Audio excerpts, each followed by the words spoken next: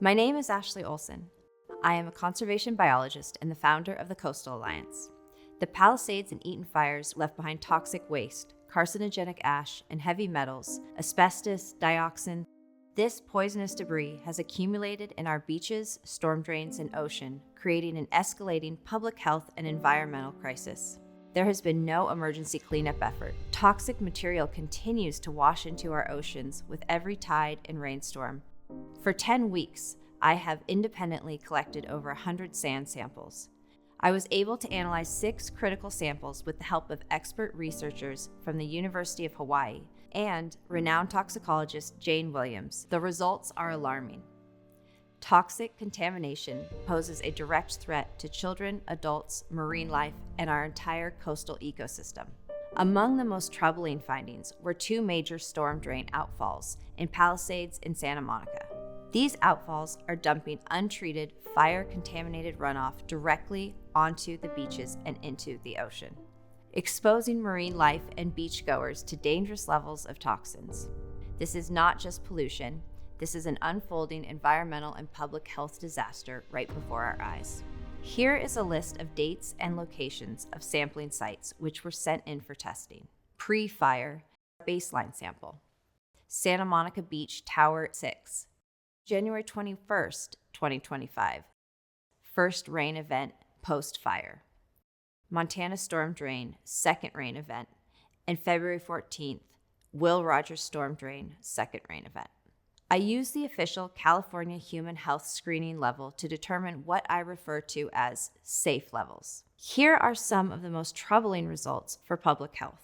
Arsenic levels are far above the safe levels, posing a significant cancer and developmental risk. Arsenic was 80 times the safe screening level. On January 27th and February 14th, arsenic was 128 times the safe screening level. Mercury levels are also well above the safe level. This is a neurotoxin with serious risks for children and neurological damage in adults, and is especially bad for pregnant women. The total mercury levels in the sand samples are 50 times the safe level. On January 27th, mercury was 88 times the safe level. Chromium, including hexavalent chromium, the chemical made famous by Aaron Brockovich, were 21 times higher than the safe level for chromium-6. Lead numbers are below the safe level, but still concerning. No safe level exists for children. Santa Monica Beach north of the pier is not safe for young children. Toxic heavy metals, arsenic, mercury, and chromium are contaminating the sand at dangerous levels, especially near storm drains. These poisons are linked to cancer, neurological damage, and developmental disorders. The danger is not theoretical, it is real and it's immediate. Arsenic, lead, and mercury from fire debris have settled into the sand, washing into storm drains and the ocean, where they can be inhaled, ingested, or absorbed through the skin. Surfers, swimmers, and beachgoers are at high risk, unknowingly exposing themselves to toxins that don't just disappear.